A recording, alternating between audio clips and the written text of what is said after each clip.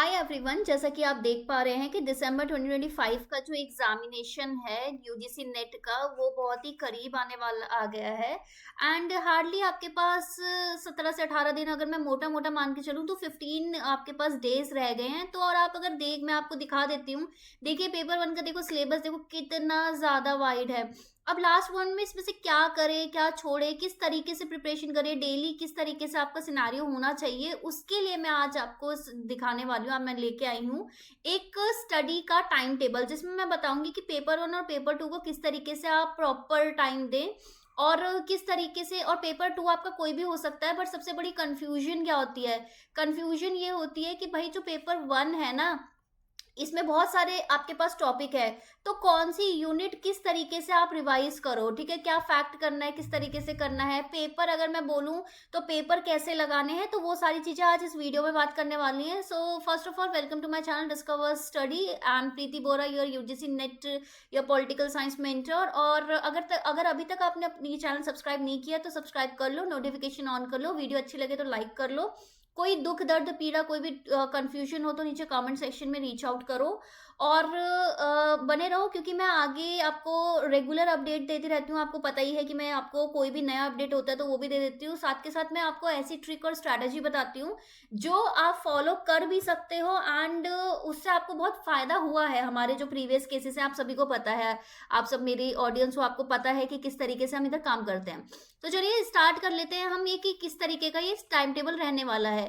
सबसे पहले तो मैंने आपको जल्दी उठना है, ठीक है। पहले तो अगर मैं बात करूं कि दो तरीके के लोग होते हैं, एक तो होते हैं जो रेगुलर, जो कि डेली आपका सिर्फ प्रिपरेशन कर रहे होते हैं, तो उनको 8 से 10 घंटे वो निकाल सकते हैं डेली, ठीक है। अब उस घंटों में किस तरीके से काम करना है वो मैंने नीचे पूरा ब्रेक डाउन कर दिया है।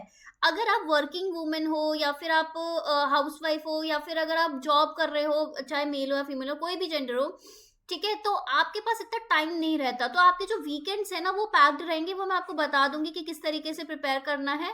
और आप ना डेली का जो आपका ये जो मैं मॉर्निंग शेड्यूल बना रही हूँ ना, वो ध्यान रखना कि आप लोगों के लिए ये 3 आवर का आप इसको शिफ्ट कर देंगे 8:30 PM से 11:30 PM तक, ठीक है, ये आप करेंगे, ठीक है। तो चलिए मैं बता देती हूँ आपको।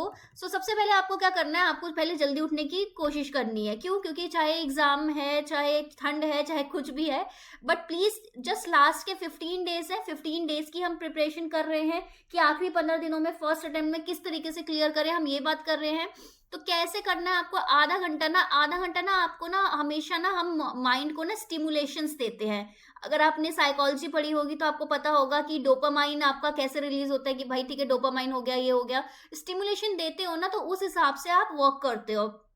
तो सुबह से ही जो काम आपको पूरे दिन करना है ना, सपोज आपको प्रिपरेशन करनी है, तो सुबह अपना दिन शुरुआत ही उसी से करो कि लाइट रीडिंग करो, न्यूज़ पढ़ ली, न्यूज़पेपर पढ़ लिया, या थोड़े बहुत अपडेट्स, जैसे कि अगर यूजीसी नेट से रिलेटेड कोई अपडेट आ रहा है या कुछ है तो वो सब पढ़ लिया, सो दैट आप एक माइंडसेट में रहो। यानी कि सुबह आपको क्या करना है, माइंडसेट प्रिपेयर करना है कि भाई यार अब मैं पूरे दिन में प्रिपरेशन करने वाली हूँ।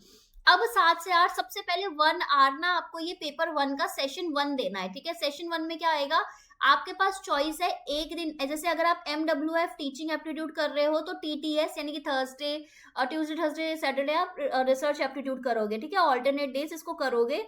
एंड ये इसलिए क्यों? क्योंकि लास्ट वीडियो में मैं आई बटन में डाल दूंगी, जो लास्ट वीडियो मैंने बताई थी उसमें मैंने बताए थे कि 15 मिनट का वीडियो था, उसमें आपको बताया था कि कौन कौन से टॉपिक आप नहीं छोड़ सकते, ठीक है। तो वो सारे टॉपिक आप इसमें कर लेना।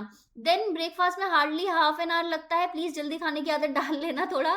देन आपको एक 2 आवर सेशन लेना पड़ेगा। देखो सिंपल बात है, आपका पेपर वन जब आप पेपर एग्जाम देने जाते हो तो 1 घंटे का होता है, पेपर टू आपका 2 घंटे का होता है। तो आपको स्टार्टिंग से उसी माइंडसेट में बैठना है। 1 घंटा आप ये कर रहे हो research aptitude and teaching aptitude की थ्योरी वाला पार्ट कर रहे हैं। अभी हम कुछ भी हम टेस्ट नहीं कर रहे, थ्योरी कर रहे हैं, रिवीजन कर रहे हैं, ठीक है, और PYQ कर रहे हैं, ठीक है, ध्यान रखना, क्योंकि टेस्ट हम वीकेंड में करेंगे, राइट।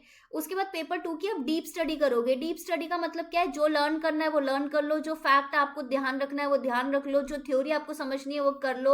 उसके अलावा आप एप्लीकेशन पे फोकस करो, क्योंकि इस तरीके से पेपर आते हैं कि 1 सब topic per day, unit wise, यानी कि हर एक यूनिट में से, ऐसा नहीं है कि एक यूनिट इकट्ठे उठा लो, हर यूनिट में से एक एक टॉपिक आपको उठाना है। यानी कि अगर 2 घंटे मिल रखे हैं तो आपके पास 10 टॉपिक्स आप करोगे, और वो कौन से 10 टॉपिक्स होंगे होंगे, रिपीटेड होंगे, और वो आपको कैसे पता चलेगा, इसके लिए भी मैंने वीडियो पहले बनाई थी, वो भी मैं आई बटन में डाल दूंगी। ठीक है, तो हर एक यूनिट में से एक टॉपिक उठा लो ताकि आपको एक मोनोटोनस ना लगे, बोरिंग ना हो, और अलग अलग चीज करोगे ना तो इंटरेस्ट भी रहेगा, तो समझ में आएगा। आधे घंटा ब्रेक ले लो, उसके बाद आप क्या करोगे, 11 से 1।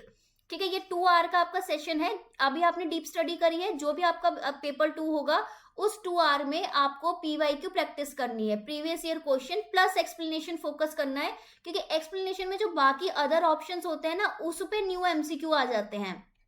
ठीक है, तो क्यों है, इस चीज पे फोकस करना है, पीवाईक्यू। ठीक है, उसके बाद आप लंच प्लस रेस्ट कर लो 1 घंटा, उसके बाद 2 से 3 फिर से आपका 1 घंटे का सेशन है, और अगर 1 घंटे का सेशन है तो ऑब्वियसली पेपर 1 के लिए होगा सेशन 2। इसमें आप रोटेशनल बेसिस में करोगे, यानी कि एक दिन ये कर रहे हो, दूसरे दिन ये कर रहे हो, तीसरे दिन ये कर रहे हो, देन 4th दिन ये, फिर 5th दिन ये, 6th दिन ये, इस तरीके से चलेगा। लॉजिकल रीजनिंग, मैथमेटिकल रीजनिंग और डीआई। और डीआई देखो, पेपर 1 की मैं बात करती हूँ, तो पेपर 1 तो प्रीवियस जो आपके पेपर हुए हैं ना, उसमें से ही आप देख लिया करो सारे सब्जेक्ट के। ठीक है, ऑल सब्जेक्ट। सपोज अभी जून वाला पेपर हुआ है, तो सब्जेक्ट आपको पता है 85 अराउंड होते हैं, तो इनके पेपर देख लो। ऐसा नहीं है कि पॉलिटिकल साइंस का है तो अगले साल का पॉलिटिकल साइंस का ही मैं पेपर करूंगी, नहीं, पेपर 1 कॉमन होता है।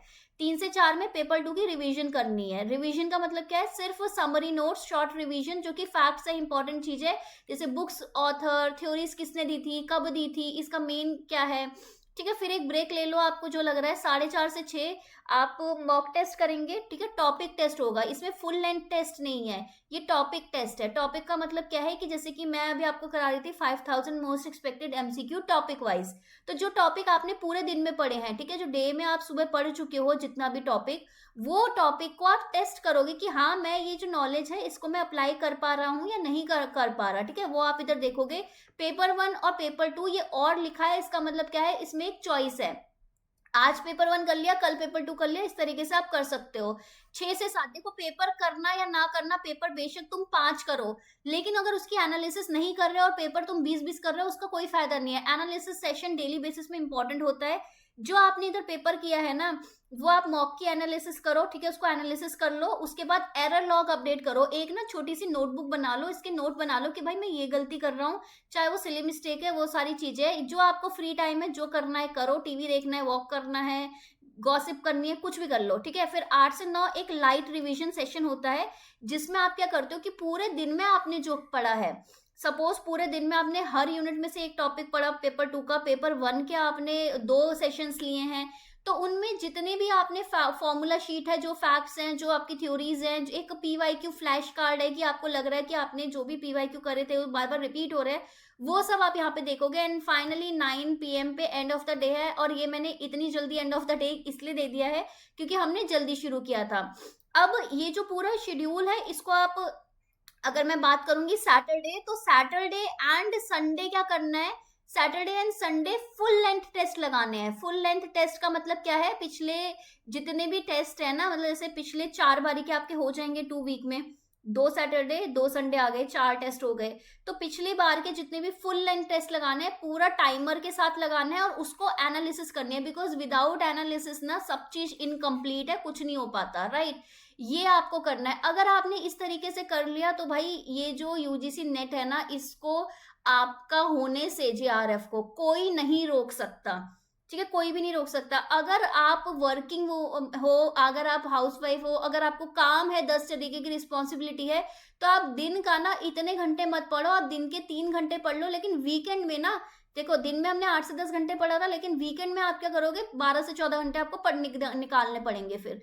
ठीक है, इस तरीके से आप करोगे। अब ये आप सोच रहे होगे कि बहुत मुश्किल है, बट इतना मुश्किल नहीं है, क्योंकि ये मैं पूरे ऐसा नहीं बोल रही कि मैं डेली की बात कर रही हूँ, मैं जस्ट 15 डेज की बात कर रही हूँ। और 15 डेज में अगर आपका फ्यूचर डिसाइड हो रहा है इस चीज से, फ्यूचर जेआरएफ आराम से है, जिसमें स्टाइपेंड भी अब अच्छा खासा मिल जाता है, तो बहुत ही अमेजिंग चीज है ये। ठीक है, तो चलिए, bye bye, take care, have a nice day. कोई भी डाउट हो तो मुझे बताना, और अपनी टाइमिंग को, अगर आप 6:30 बजे नहीं उठ रहे, आप 8:30 बजे उठ रहे हो, तो वो भी आप कर लो, लेकिन फिर 9 की जगह आप 11 बजे खत्म कर लेना, तो ये चीज आप कर लो। लेकिन जिस तरीके से मैंने इसको ब्रेक डाउन करके बताया ना, उस तरीके से आप इसे करोगे। ठीक है, so bye bye, take care, have a nice day. I hope आपको समझ में आए। All the best.